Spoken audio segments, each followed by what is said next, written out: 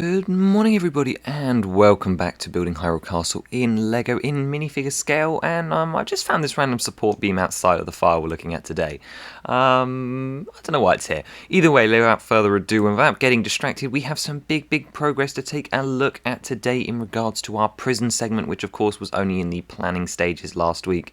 And if you've been watching that video, I am sure you already can see the massive amounts of progress besides just the rock work, and we have already started stretching onto almost all 4 of our base plates. So anyway, last week we had drawn out different lines about where different pieces were going, and you can see that that is very much coming to fruition as we speak now. And of course I'll be showing you all of the cells in detail as we go through today's video. But I thought we should start with the entrance, and I guess the first thing I want to talk about is this here. So normally a lot of people would probably use a support technique to connect these two walls and make them a bit stronger. However, we can't, because these are actually the 2 separate plate lines you can see down here at the bottom. That one base plate goes to another, and the idea is to have our base plates removable, or at least that one. And while I know I've got some overlapping tiles here, those will be fixed in due course. However, this wall segment here is in fact separate, so I wanted to let you know I was still keeping that in consideration. But anyway, moving around the corner, obviously when you enter the prison, you immediately turn right and are faced with this Cryonis puzzle here, where you have a big metal gate on a puddle of water, and of course you use your ice block to push it up.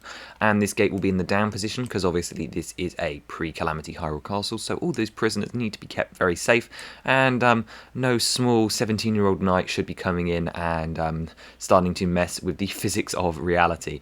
Anyway, we have a really nice gate build here, which took me a couple of different attempts to get. You've got the 1x2 rounded piece here, which you know is one of my most favourite and most useful pieces that we have in the Lego system, and this build could actually bend as well if you wanted to. Either way, it is made up out of the 1x6 bars with these at regular intervals to make it look like cross-hatching, and I think they look fairly square, and I think this looks fairly ominous. Obviously this will get built up more as we go up to a higher height, or I'll build some arches in to cover it up, but either way we're not quite done with this side yet here, so I'm holding off on doing that now as well.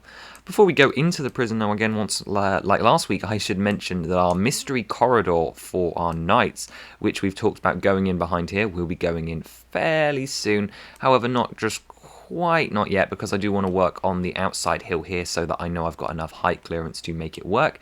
Either way, I've still detailed up the wall and put the beginnings of the floor in. The passageway will curve in the same sort of styles so that it ends up at the same thickness at the other end as at this end here. Either way, not important for now. However, one of the details you can see on this wall is you've got all of the different masonry bricks along with a couple of little accents of dark grey where the wall has become a bit damaged over time. You've got this little peek hole here, maybe someone's digging in or out, maybe this is a contraband hole, or maybe it's just a mouse hole. Either way, another little piece of variation that no one will ever see, but still adds to this whole castle and the experience. Of course, you've also got these cell bars, which I think is probably easiest to show you from this side. This is actually a snot construction made up of 1x1 plates, and these bar pieces here, let me just bring one over for you to see. And the way that these work is that they're on their side. You've got a snot connection going one way and the other, and they all line up and fit in this 1x3 space here, which is central to the oddly sided prison system, and it just gives the prisoners a window, which is something that of course we see all the way around on the other side with our breakout feature, where they have exploded their window, which was one of the only windows on this side, to create an escape route out to the castle. Out of the castle, I should say. And this is something we talked about last week, and I said I wanted to include, despite it possibly not being the most accurate to the pre-calamity theme. This is something that appears in the real Breath of the Wild castle, where you can climb out of a prison cell. However, I still think it looks really cool, and it breaks up this monotony of this dark bluish grey walling of the rock work that we've been doing, and I think it fits in really well, just like in game. Now, technically, its positioning is a bit off, and there should be more prison cells exposed, but when you're shrinking something by this degree to this kind of scale, yeah, things get lost. Either way, I don't think it impacts the build too much. You've got, of course, the rock work that I've extended over here now that I knew how big the prison cells needed to be. They're all the exact same size. They're copy-paste builds because, well, Actually, I had to build them all individually, but the idea was for them to be copy-paste builds because, well, their prison cells are supposed to be identical. But anyway, coming back to our Cryonis gate, you can see that as you turn the corner, these water channels, which are accurate to the prison, emerge, along with the switch handles which open the gates. You have one of these for each set of the 4 prison cells that we're going to have. And yeah, that's pretty much all the detail on the outside portions of the cells. You've got a lot of the 1x2 tiles on the floor to create this brickwork pan. I've decided that this is going to be my flagged stone flooring style. You've also got some chip tiles because this is a bit of a rundown area of the prison where of course there's violent individuals, and you've got these quarter pie pieces around here just to either smooth off some edges or make it look a bit more rough and underground. Once again, you've got big walls full of masonry and then of course some dark bluish grey highlights. We're still debating texturing. I'm probably going to say no based on what else we're going to take a look at today in this video. Anyway, moving on to the prison cells, we'll use this one as our example. You can see that each of them are gated by a very similar metal gate to the one we took a look at earlier. On the middle though, we have a sconce made up of a stamp piece upside down with a flame inside, but these gates are constructed identically except for they can all hinge. You can see the hinge brick down here which I'm hovering over, and that means that this gate can indeed swing in and out. Let's see if it decides to behave for me, or is it going to break my entire model? Oh no, there we go. So it can indeed swing all the way open or close. I know that in the game they go up and down, but I feel like this is more fitting for the space, and you can still put minifigures inside on the 2 studs provided in every single cell. I chose to tile off all of the cells apart from these 2 here. Well, one because I needed this bracket piece to use this snot technique for the little poop chute in the jail. Now these poop chutes are designed to be like a drainage for loose water, or I guess for fecal matter as well, and they are just a window attached using the black grill piece in the middle, and then of course with a tile on top just to make it flush. It's flush with the floor, and I think it adds a nice bit of colour and detail to, and then once again an area you will basically never see. And that is the same in all 4 on this side, and will be the same in the other 3 here. When I get round to building them, I just wanted to give us easy access, and then also I can't do it all in 1 week. It's a pretty difficult challenge. And one of those biggest challenges was actually this wall segment here. This whole segment is very, very curvy. As you can see, while this first wall is straight, the next prison cell has 2 wonky walls, and this is a straight assembly, but this one actually bends multiple times, and that creates lots of awkward angles, which I have tried to find solutions to. One of the solutions you can see here is this 1x10 plate with tile solution, which just helps fill the gap between these 2 cells, or this cell and the storage room. And then once again, you can see me using a tile on the end of this wall here. Little bit of a clipping issue there, to hide a gap between this wall. Either way, you find all the ways you can to make things work. Now the interesting thing about the fronts though is that all of these walls up until the sconces are all built attached to the floor with studs. Then the top section is actually not. The top section is attached over here in the corner using this very, very complicated snot assembly, which you can see then connects to a bar which connects to a sideways stud, and then all of this all the way along here rests loosely on top of the sconce pillars, which have tiles on them, creating this nice angle which, while working with the pillars underneath, also just adds a bit more of a flow, and it allows it to work better with the gates. The arches are actually 5 wide, or should I say 7 wide, where you've got this arch piece here, which is 3 long and 2 high, with a tile in the middle and then 1 on each side. And that sort of goes up and over the top decoration of these gate pieces, which I know they really should slide upwards, but I just didn't have much of a choice.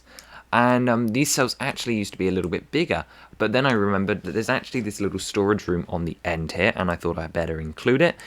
So once again, this is just a 1x5 box. You've got 3 studs of space down the middle, and maybe we'll put some crates in there in a future part. But in the meantime, we've got a spider hanging down from a paddle piece representing its web, and I thought this was a fitting inclusion for what is probably one of the more spooky parts of the castle.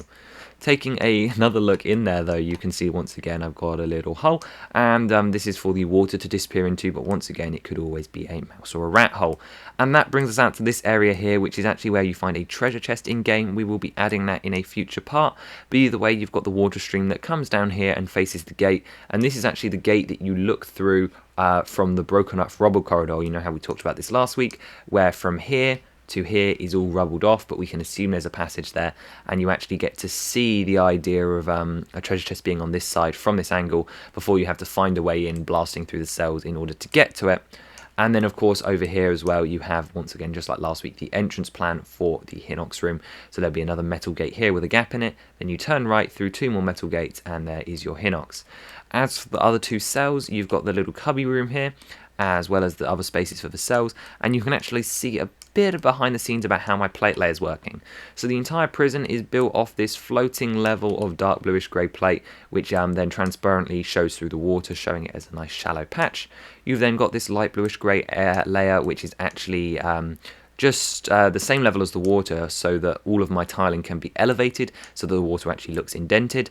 That allows me to put the tile on the top without any of the dark bluish grey showing through underneath for the chipped away sections, and also allows me to fit the hole in for the brackets in order to do the sideways drainage feature.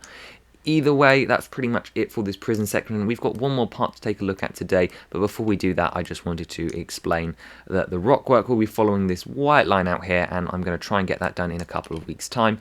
But for now, I want to finish replicating the prison cells and start working on the big oval room, because I really don't know how I'm going to get that angle yet. I have a feeling I'm going to use some of the round techniques from the Colosseum, but we'll see. But anyway, let's jump straight back over to our wall segment that we built last week, because I've started to detail that up, and I think that will be a pretty exciting thing to take a look at. So, pretty excitingly, the green has finally come to the castle, and oh, it just sells me on the whole idea of doing this pre-calamity. It's just going to be these little vibrant spots of colour, and then some blue for the water, and it's going to be just such a lovely scheme to work with. I'm so excited by seeing the green and the grey work together, as well as the texturing. Yeah, so we've got a fair bit to take a look at here. So starting with the grass, as it's so important, you can see our original grey layer from last week, which if you haven't seen, I recommend checking that video out, is still here, present and below, and then you've got a nice higgledy-piggledy slow hill up to the wall.